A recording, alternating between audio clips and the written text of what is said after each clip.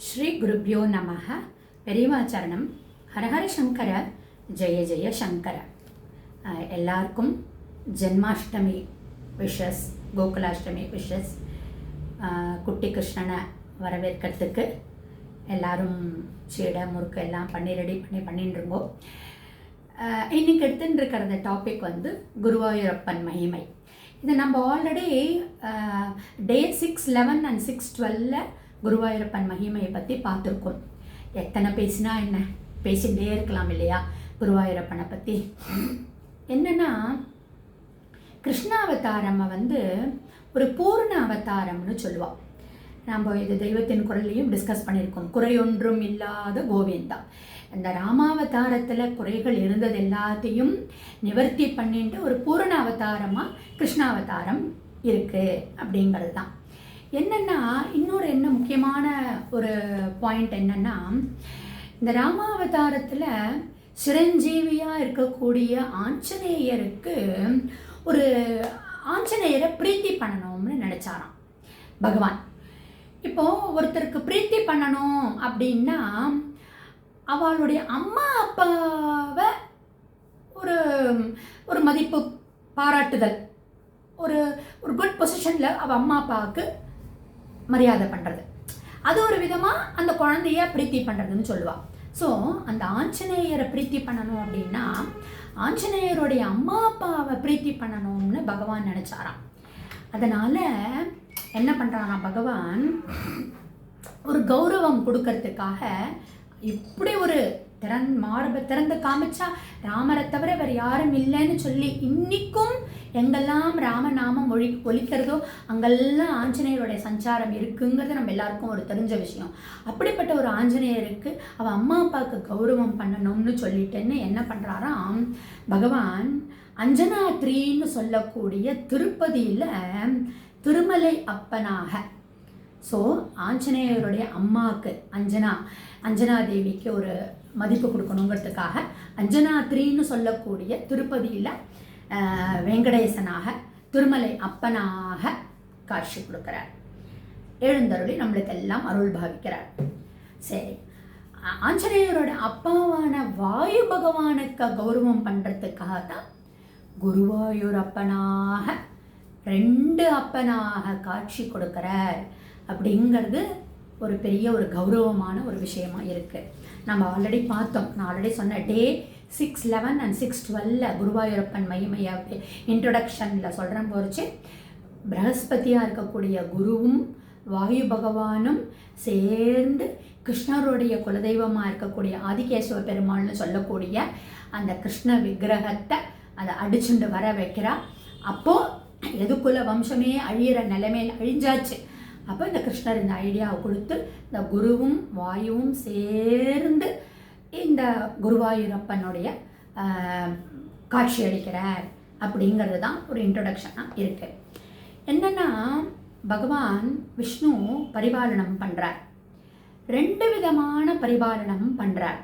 உபனிஷத் சொல்லக்கூடிய என்னென்னா, உடல் ரீதியாக, அதாவது நம்ம இந்த பூமியில் நம்ம இந்த ஜீவாத்மாவாக இந்த உடலில் வச்சுருக்கோம் இல்லையா, அப்படிப்பட்ட நம்மளை பரிபாலனம் பண்ணுறார்.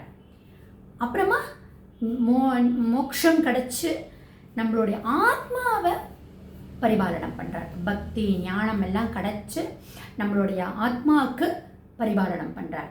ஸோ இந்த மாதிரி 2 விதமான பரிபாலனம் பண்ணுறார். இப்போ இந்த குருவாயூரப்பனுடைய மகிமை அப்படின்னு தான் டாபிக் எடுத்துகிட்டு இருக்கோம். அப்படி சொல்கிறேன் போச்சே டாக்டர் வெங்கடேஷ் அப்படிங்கிறவரோட இதிலேருந்து நான் பாயிண்ட்ஸ் எடுத்துட்டுருக்கேன். என்னென்னா, பகவான் கோவில் கொண்டுள்ள திருத்தலங்கள் அப்படின்னா எத்தனையோ திருத்தலங்கள் இல்லையா, அத்தனை திருத்தலங்களை திருத்தலங்களை நம்ம சொல்லிகிட்டே போகலாம். ஆனால் பகவான் லீலை செய்து விளையாடி லீலை செய்த திருத்தலங்கள் அப்படின்னா நம்மளுக்கு டக்குன்னு ஞாபகம் வருது இந்த குருவாயூர். 2வது, கடவுள் பார்வையாலும் புன்னகையாலும் பேசக்கூடிய ஒரு திருத்தலங்கள் அப்படின்னா இந்த வைத்தமாநிதியை நம்ம பார்த்தோம். திருக்கோளூர் பெண் பிள்ளை வைத்தமாநிதி அப்படிப்பட்ட ஒரு சிரிச்ச முகத்தோடு இருக்கக்கூடிய எத்தனையோ திருத்தலங்கள். அப்போது அவருடைய பார்வையாலும் அவருடைய புன்னகையாலும் பேசக்கூடிய திருத்தலங்கள் எத்தனையோ இருக்குது. ஆனால் வாய் திறந்து பேசி ஒரு கண்கண்ட தெய்வமாக பட்டத்திரிக்கா இருக்கட்டும், பூந்தானத்துக்கா இருக்கட்டும், நம்ம இதெல்லாம் பார்த்தோம், குரூரமாக இருக்கட்டும், இதெல்லாம் வாய் திறந்து பேசி ஒரு கண்கண்ட தெய்வமாக இருக்கார் அப்படின்னா அது குருவாயூரப்பன் தான். மூணாவதா இதெல்லாம் மகிமைகள். முதல்ல பகவான் கோவில் கொண்ட திருத்தலங்கள் இருக்கலாம், ஆனால் லீலை செய்த திருத்தலங்கள்னு சொன்னோம்னா குருவாயூரப்பன். ரெண்டாவது, புன்னகையாலும் பார்வையாலும் பேசக்கூடிய திருத்தலங்கள் எத்தனையோ இருக்கலாம், ஆனால் கண்கண்ட தெய்வமாக இருக்கக்கூடியது குருவாயூரப்பன். மூன்றாவது, பகவான் ஒரு இளைஞராக ஒரு நடுவயது ஒரு அடல்ட் ஏஜில் இருக்கக்கூடிய திருத்தலங்களாக நம்ம நிறையா பார்த்துருக்கோம், அப்படி ஜெய்ஜாண்டிக்காக இருக்கக்கூடிய திருத்தலங்கள். ஆனால் குஞ்சு கிருஷ்ணனா, பாலகனா, குழந்தையா, உன்னி கிருஷ்ணனா இருக்கக்கூடிய திருத்தலங்கள்னால் நம்மளுக்கு ஞாபகம் வரக்கூடியது குருவாயூரப்பன் தான். இது மூணாவது மகிமை. சரி, நாலாவதாக என்ன சொல்லலாம் அப்படின்னா, கடவுளுடைய ஒரு நேம பக்தர்கள் வச்சுருக்கோம் இல்லையா, நம்ம வச்சுக்கிறோம். கோவிந்தா, நாராயணன், கோவிந்தன், நாராயணன், ஸ்ரீனிவாசன் அப்படின்னு சொல்லிட்டேன்னு. ஆனால் பக்தர்களுடைய பேரை வச்சுட்டு இருக்கார் அப்படின்னா அது குருவாயூரப்பன் தான். யார் பக்தர்கள்? பிரகஸ்பதியாக இருக்கக்கூடிய குருவும் ஆஞ்சநேயருடைய அப்பாவாக இருக்கக்கூடிய வாயு பகவானுடைய பேரையே அவர் தன்னுடைய பேரை வச்சுருக்கார். அப்போ பக்தர்களுடைய பேரை தான் வச்சுருக்கார் அப்படின்னா அப்படி எப்படிப்பட்ட ஒரு மகிமை வாய்ந்தவராக இருக்கணும் இல்லையா? இது நாலாவது. அஞ்சாவது ரொம்ப முக்கியமானது, அதாவது சிற்பிகள் வடிவமைத்த ஒரு உருவங்கள் தான் நம்ம அத்தனை நிறைய திருத்தலங்களில் பார்த்துன்னு வரோம் இல்லையா?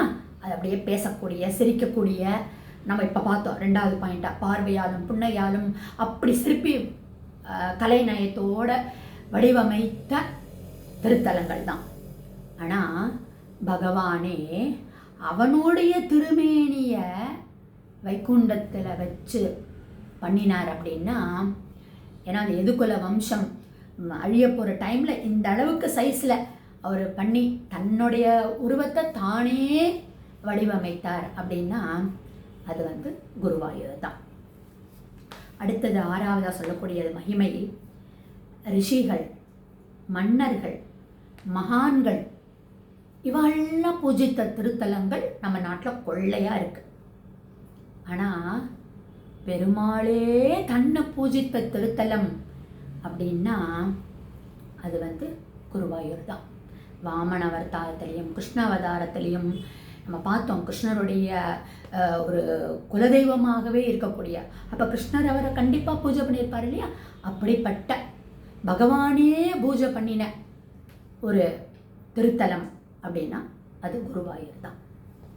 ஏழாவதாக சொல்லக்கூடியது பல க்ஷேத்திரத்தில் நம்மளுக்கு கடவுளுடைய அருள் நம்மளுக்கு பிரத்யக்ஷமாக தெரியும்.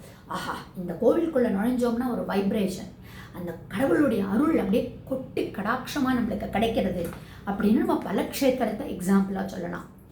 ஆனால் கடவுளே இறங்கி நான் அதோ இருக்கேன் பாரு, பூந்தானத்துக்கு மடியிலேயே உட்காந்துட்டார், மடியிலேயே உட்காந்துட்டு அப்பா அப்படின்னு கழுத்தை கட்டிட்டு கூப்பிட்டார். பட்டத்திரிக்கு ஒரு குட்டி குழந்தையாக அப்பியராகி அவருடைய நோயை தீர்த்தார், நாராயணியம் சொல்லி முடிக்கிற முடிச்சே. அப்படி கடவுளே நேரடியாக நம்மளுக்கு அருள் பாலிக்கிறார் அப்படின்னா அது குருவாயூர் தான். அதான் சொல்கிறோம் இல்லையா, கும்பிட போன தெய்வம் குறுக்கே வந்ததுன்னு சொல்கிறோம் இல்லையா, அது குருவாயூரில் சாக்ஷாத் நம்ம கண்ணால் பார்க்கக்கூடிய. இப்படி 7 விதமான, ஸோ பகவான் கோவில் கொண்ட திருத்தலம்னு சொல்லாமல் லீலை செய்த திருத்தலம்னா குருவாயூர், பார்வையாலும் புன்னகையாலும் பேசும் திருத்தலம்னை விட கண்கண்ட தெய்வமாக இருக்கக்கூடிய திருத்தலம்னா குருவாயூர், குழந்தையா உன்னி கிருஷ்ணனா காட்சி அளிக்கக்கூடியதுனா குருவாயூர், பக்தருடைய பெயரை வச்சுருக்கிறதுனால அது குருவாயூர் பெருமையாருது. பகவானே தன்னுடைய உருவத்தை கிரியேட் பண்ணினதுனால குருவாயூர் மகிமை வாய்ந்ததா இருக்கு. பகவானே பூஜித்த தலம்னு சொன்னா அது குருவாயூரா இருக்கு. கண்ட தெய்வமா கண்ணெதிர்க்க தோன்றி அருள் புரிகிறார் அப்படின்னா அது குருவாயூர் க்ஷேத்திரமாக இருக்கு. அப்படிப்பட்ட அந்த குருவாயூர் க்ஷேத்திரத்தினுடைய நாமத்தை வச்சு சொல்லுவா, பாதேயம் புண்டரீகாக்ஷம் நாம சங்கீர்த்தனாமிரதம்னு சொல்லுவா. அதாவது பாதேயம் அப்படின்னா நம்ம வழிக்கு கட்டின்னு போகிற கட்டுச்சோறு. இந்த மாதிரி ஒரு க்ஷேத்திரத்துக்கெல்லாம் க்ஷேத்திராடனங்கள் போகிறோம் அப்படின்னா அப்போ நம்ம என்னத்தை கட்டிட்டு போனோம் அப்படின்னா நாம சங்கீர்த்தனம் தான் நம்மளுக்கு பாத்தேயமாக இருக்குது. பாத்தேயம்னா கட்டு சாதம். அந்த ஆச்சாரமாக இருக்கக்கூடியவாள்லாம் நம்ம கட்டிட்டு போவா இல்லையா, ட்ரெயினில் போகிறம்போச்சேவோ இல்லை சாப்பிட மாட்டா வெளியிலலாம், அதுக்கு தான் பாதேயம்னு சொல்லுவாள். அந்த மாதிரி பாதேயம் புண்டரீகாக்ஷம் நாம சங்கீர்த்தனாமிர்தம் அப்படின்னு சொல்லக்கூடியது. அதாவது நம்மளுடைய வழித்துணைக்கு நம்மளோட கூட வரக்கூடியது நாம சங்கீர்த்தனம். நம்மளுடைய ஆன்மீக பயணத்துக்கு, நம்ம பூலோக வைகுண்டம்னு சொல்லக்கூடிய குருவாயூருக்கு நம்ம மனசால நம்ம இங்கிருந்துட்டே கொண்டாடிண்டே கோகுலாஷ்டமியை கொண்டாடிண்டே குருவாயூரப்பனை வலம் வரலாம். இப்படி மகிமை வாய்ந்தது குருவாயூரப்பன். குருவாயூர் கோவில், குருவாயூரப்பன் மகிமை வாய்ந்தவர். இதனுடைய கண்டினியூஷனை நாளை தொடர்ந்து பார்க்கலாம்.